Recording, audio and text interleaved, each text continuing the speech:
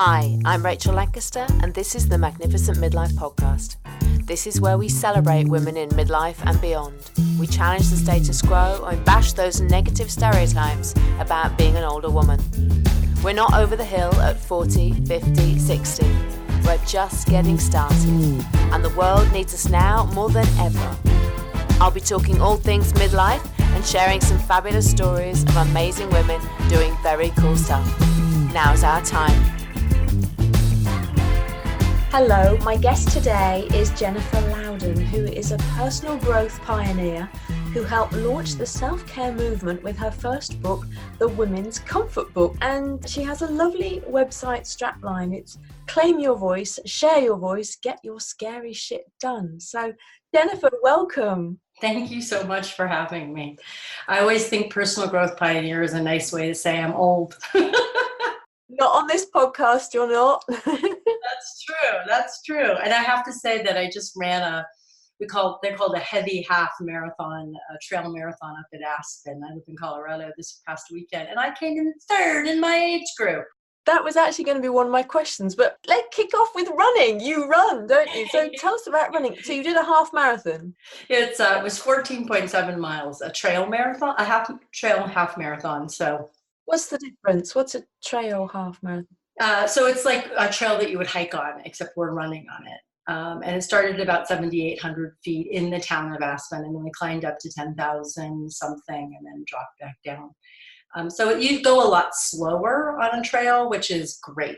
And of course, it's harder and more technical and more of a chance of falling. And you could see my knees. If you could see my knees, you could see all the scars on them from all the times I've fallen. Yeah, that would scare me a bit, I think. I've fallen over tree roots before now when I've been running. Yeah. It has slowed me down quite a bit. I'm a new runner. I only started running slightly less than 4 years ago. And when I first transitioned from roads to trails, I was fearless and I would bomb down the mountain. And now I'm not quite as fearless because of falling. Yeah. But you came third in your age group. That's phenomenal. I know. And what's even more amazing is that I couldn't train. I'm just finishing a new book. And so I've been working a lot of weekends, and I just really had to choose between those long runs that take up, most of the day and you're exhausted afterwards, or writing. And of course, writing won. So I just decided I would take this. We had signed up for many months ago, very lightly. I would probably hike most of it, which of course I did hike a lot of it. And so when they called my name for winning, that made it even more fun, right? Because you're like, but wait, I was kind of slow. Anyway, it was fun. How come you only started 4 years ago? I always thought running was stupid. I would look at people running by my car or out for a walk or something, and I would think, that just looks awful. Stop now. Part of what the new book is about, it's called Why Bother, and we're still working on the subtitle, but right now it's finding the desire to discover what's next. And that may end up being it. But I think we all go through times in our lives when we're very, we might call it pre-stuck. We're not even stuck. We're just kind of lost. And I went through a very long, dark period of that. And part of coming out of that was we moved to Colorado from near Seattle. And when I was on my way out, and one of the things I promised myself when I moved was that I would say yes to everything, that I would be a yes. And so there was a walking, running group I joined in my neighborhood, and I was going to walk, and there weren't any other walkers that day. So I started running. It was so much fun, and it's so much camaraderie, and I just found it was so good for my mood. I think that level of aerobic exercise is something I probably always needed. I was always really fit, but not a runner. Yeah, I'm a big fan of running. I did my first half marathon at 50. Right on. I did mine at 53. Yeah. I haven't done one since. I'm still working up to the next one. But I'd much rather just go for a long run. I mean, we might go out and do a 14-mile run with friends, and I find that more fun. But you do go faster. You do try harder when it's a race. Air quotes. But it's actually really good for us as we get a bit older, isn't it? It is there's this sort of feeling, I think, that it's bad for us, that it's bad for our knees, but actually it's good for our bones because it's good for the bone density. And as you said, it's great for the mood. I mean, if I am annoyed and I go for a run, I come back and I'm chilled. I'm in a better place. And it's fantastic for our brains and our longevity. There is a compelling piece of research that running, they don't know how many years or miles you have to run to get this benefit. And it doesn't keep accruing, but the maximum that you seem to be able to add to your lifespan is 3+ years. Wow. And it's fantastic for neurogenesis, for helping new brain connections, and probably for helping the hippocampus plump back up from stress. Which is So yeah, it's really good for you. And our bodies are made to run, I've learned, since I've now read lots of books about running. And I also heard somewhere that if it's actually the sideways movement that causes problems for the knees, so like football and things like that's not so good for your knees. But when you're just moving in the same direction going forward, that's not necessarily bad, although obviously running on something soft and a nice trail is probably better than running on concrete. It's a lot easier on my body. That's one of the reasons I switched. And I live in Boulder County, so there's just a ton of trails close by. But one of the things I think is really interesting about running or exercise, period, and I see with some of the women I work with in a larger context, is that we give up on our bodies and we believe these myths that we can't move.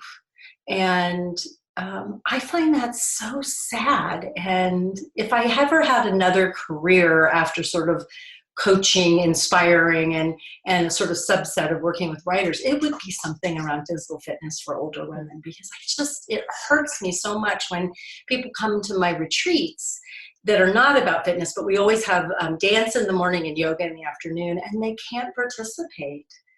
And I'm not saying it's their fault or anything, but just that we give up on our ability of our bodies to move, and we keep lowering the bar until we don't move at all. And that is both shocking and dangerous. We need to move. The older we get, the more we need to exercise, the more we keep our bodies moving. Otherwise, we're just going to get into a mess. And our modern lives are not set for movement, and we just get so used to it, sitting here at the computer, for example, or in the car, or in front of the TV. All right, well, let's backtrack a bit. So tell me, how did you come to be doing what you do? How did I get started? Well, I always was a creative person. I was always a writer. I went to film school in the early 80s in Los Angeles at USC, and kind of had an early midlife crisis. I think I was about 25, 26 when it happened. I just wasn't happy trying to pursue screenwriting, and just didn't know how to fit in that. Wasn't good at selling myself, wasn't good at asking for help or getting really great mentoring. And out of that first midlife crisis, in a moment of great despair, I said he would be quiet and he's drinking water. My first book popped into my head, the first title for my book, the Woman's Comfort book that you mentioned earlier. I didn't really even read self-help books, let alone ever consider myself a self-help writer. And that really started the journey. And I think 8 or 9 books later, and 25, 28, 30 years of leading retreats and workshops. And yeah, so it really came in a moment of despair. But something good often comes out of despair, doesn't it? It's like you have to go down to come up, I think, or to get that real spark. I think if we can legitimize that despair and that up and down of life, if we can normalize it more, that's part of what my new book is about, that life is just like the creative process for all of you listening that are creative, and we all are, right? And why we think that those moments when we're lost are a reason to freak out, I think is so much a product of our sort of productivity obsessed, patriarchal, everything linear, always move up. Nothing ever always moves up or forward. So what's your mission? Helping, I often say women, but I'm starting to think it might be people because of a conversation with my nephew-in-law, but helping people make what they want. I feel like that has always been the thing that drives me. Even as a young person, like a 8-year-old, 9-year-old, I would look around at the adults around me and I would think, why are you not even settling, but like numbing out? Like it just doesn't feel like there's nearly enough fun going on here. So waking people up to make what they want, and it doesn't have to be writing, and it doesn't have to be money-making things. It can be make the connections, make the difference in the world. Yeah, I think that's always been what I'm up to, and with a strong feminist agenda.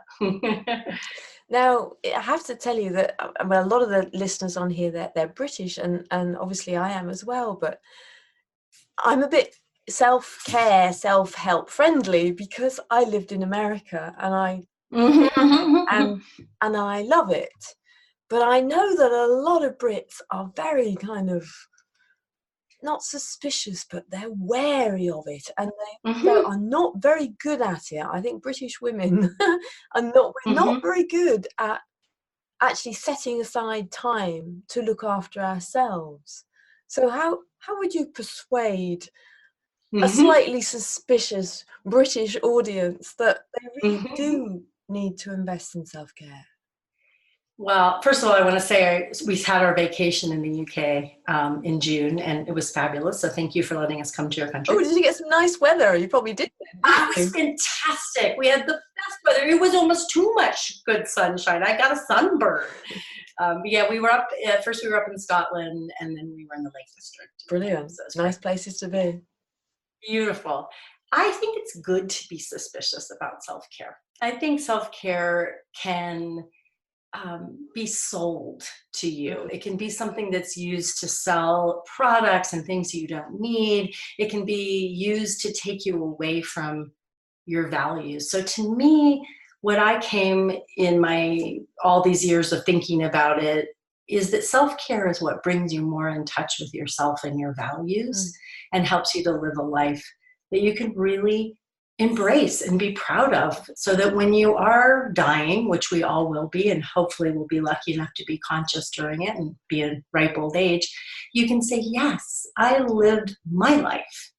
And I think that's the deeper message about self-care that gets left out. I was interviewed for a New York Times article, which has never published, so I don't know whether it got killed, but as sort of, one of the founders of self-care a couple months ago. And that's the thing that I kept stressing that I think gets left out of the conversation as it's become so much more popular. When I published my first book, it was 1992. No one was talking about this. Oprah was still doing her Jerry Springer kind of show, right? And now it's a complete, it's something that's bandied about without us really talking about what it deeply means. So you need to be living your life. And so if self-care means to do that, you have to have boundaries with people. You have to say no to people. You need more sleep. Can't function without sleep, for example. Then that's what it's about. And I think we think of it that it's about bath salts and massages and all those things, but most of it is this deep core. Who am I, and what am I doing to support who I want to be in the world? And one of the things I find that's hard to argue with. Absolutely. It's just very different than me time. But I think it for my audience, and certainly what I'm about, is that in this time of life, in midlife, it becomes even more important because we need to start getting more proactive about how we want to live our lives. And as you said, the clock is ticking. Hopefully we've still got lots of time, but we've probably got less time than we've had. So what are we going to do? And I want to be living the kind of life that if I had fallen down that mountain and cracked my head open, that my last thought would be, oh, I don't want to go, but it's okay because I'm doing what I want to do in the world. Not perfectly. It's not about the results I'm getting. It's about the fact that I'm showing up, I'm taking the time to show up the way I want. And I can't do that if I'm taking care of everybody else, or if I'm comparing myself to everybody else, or if I'm making my insides about your outsides, which, believe me, I did. I've spent plenty of years doing that. But you're right. At midlife, if not now, when? Yeah. Well, we still have the vibrancy and the energy and even the ambition to make what we want.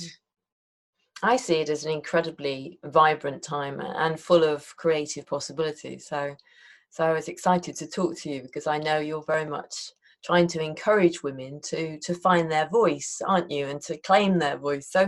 So you work particularly with writers, I think, as well at the moment, don't you? So how do you encourage women in particular to find their voice? The most important thing that I notice that I do, excuse me, is to make it safe. So many of the women I work with, and you're right, a lot of my focus in the last few years has been writing, and that'll be shifting with the new book next year, but is to really help them work through their fears of being seen.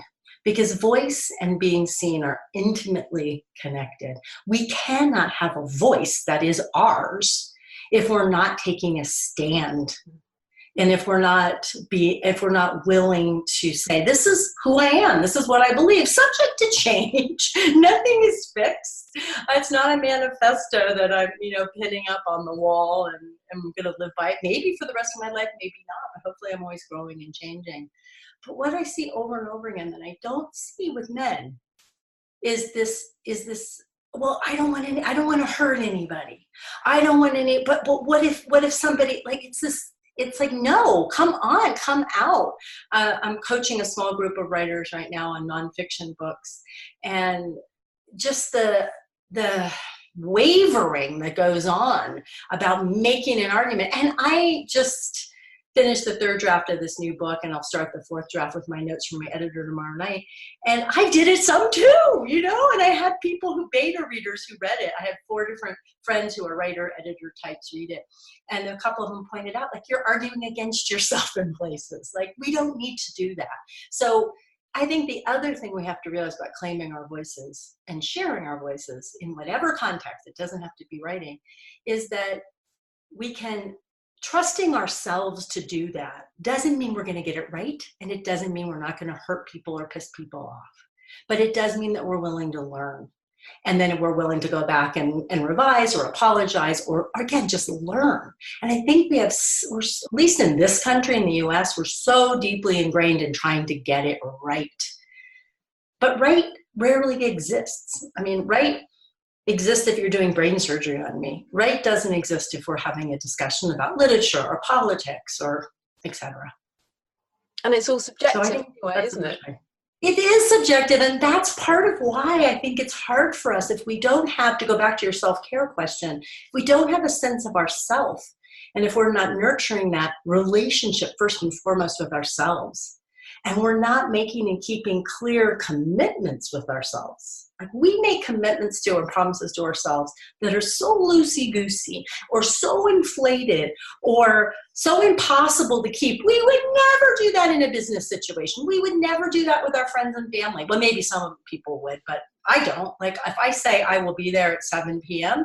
to pick you up, I will be there at 6:59 to pick you up.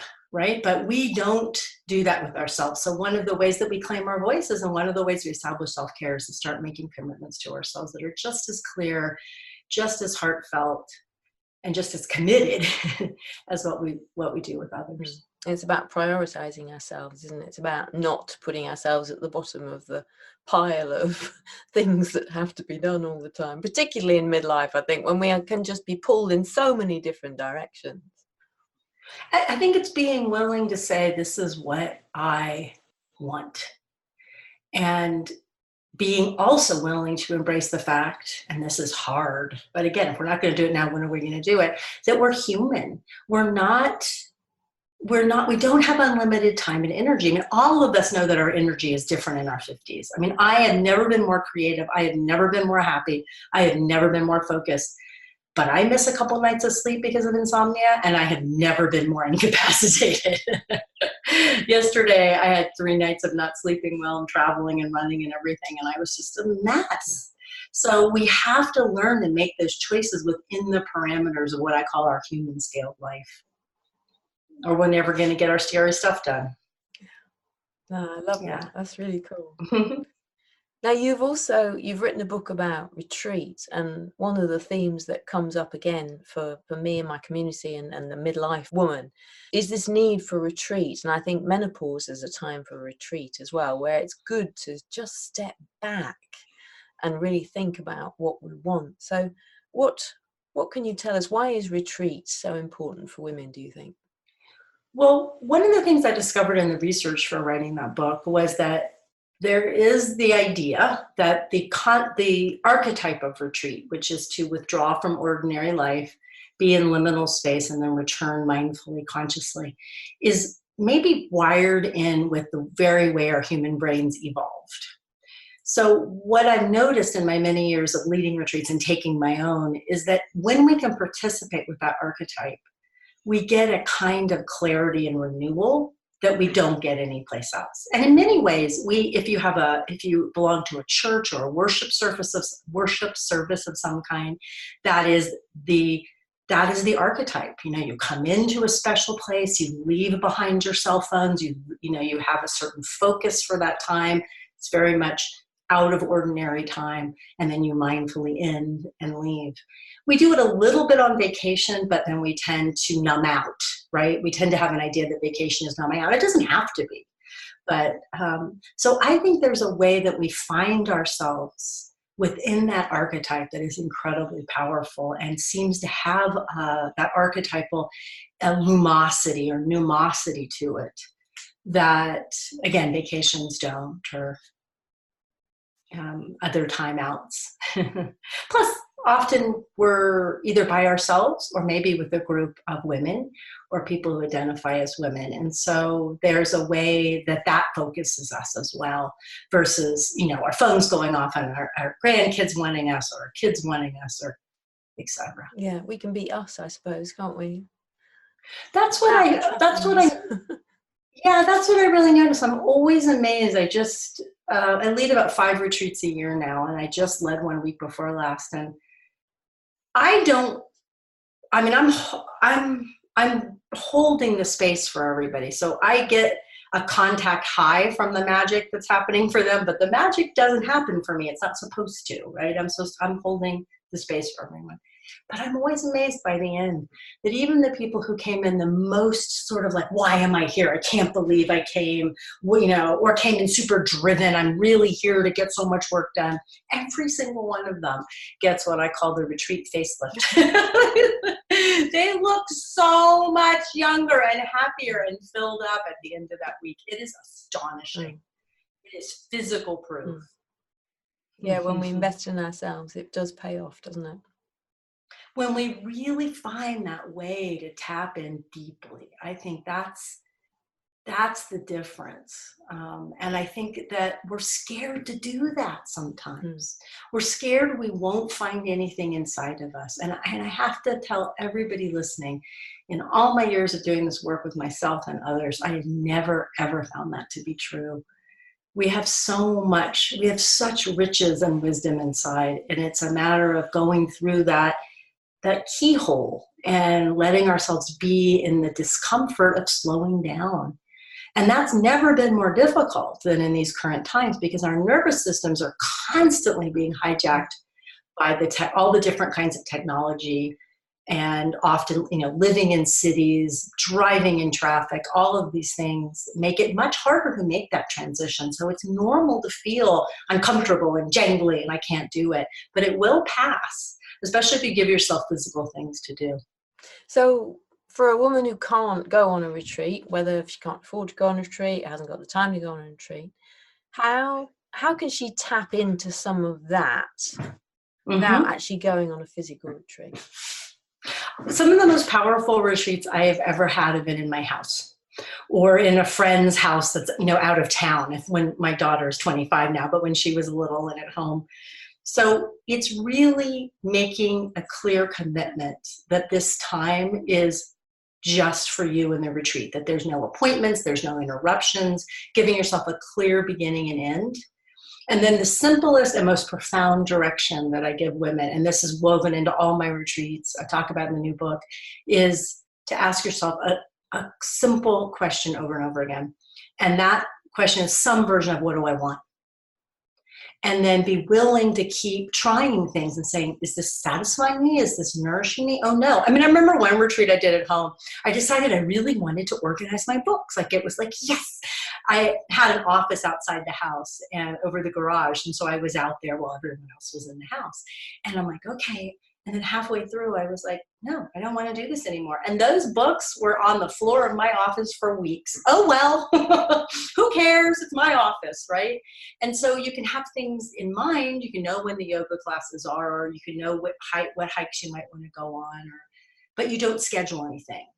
And this is going to be very challenging at first, because when we have been going, and we haven't asked ourselves, what do I really want? What do I want? What do I like? What satisfies me? It's like, I have no idea. But getting through that, if that's the only thing you do for 2 or 3 hours is just be engaged with that question, you're going to learn so much. Yeah, I like that idea. But I'm hopelessly, I can't focus. I don't, I would love to do something like that. And I keep telling myself I need to do it. And it sounds fantastic, but I know I'd be online checking this or that or the other. Turn off the internet.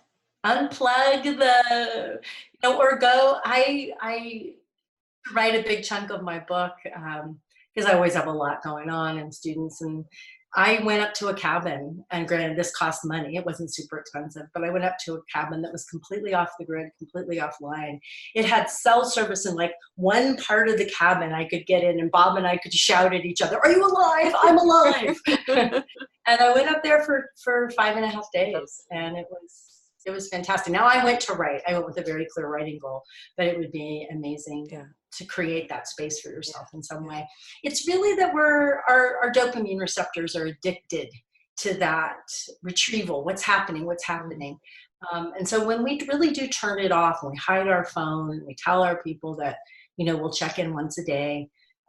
It takes a while. It might take a few hours, but you will settle down. I promise. I think it is easier to do outside of home, though, isn't it? It is. That's one of the reasons, like 3 of the retreats that I do every year in Taos, New Mexico. And it takes effort to get there. And the internet is terrible. It used to be we had no cell service. Unfortunately, there's cell service now out in the parking lot. But yeah, it is easier if someone sets that space up for you, especially in the beginning when it's a new muscle and you're afraid or kind of in that addicted place. Yeah, I was very disappointed when airlines decided to have Wi-Fi on them, because that used to be the time when nobody could contact me. I couldn't respond to work emails. I couldn't do anything. So there was that. Yeah. If I was on a long haul flight, I used to love that. The same years ago. I used to travel on trains in China. And in the same way, I was on the train, it's like nobody can get a hold of me, they can't do anything. And I can't do anything either, apart from read a book and look out the window. Yes. Well, I found that on the airlines that the internet is so bad that I just don't do it. So it's pretty easy choice for me. But trains in the UK have great wireless. Yeah. That was a little harder. But I was on vacation, so I was like, I'm not going to do anything. If you could give one piece of advice to a woman in midlife or beyond who's struggling to get her scary shit done, what would it be? Well, I think it would be looking at the way that fear hijacks you now. So one of the things that gets in the way of us making the changes we want is that we take it personally. We don't step back and go, well, this is my biology. My biology, my brain, my nervous system, they all evolved to keep me defended so that I know where the predators are. I know where the threat is coming from. Now, most of us are not going to be eaten by a lion or attacked by a bear.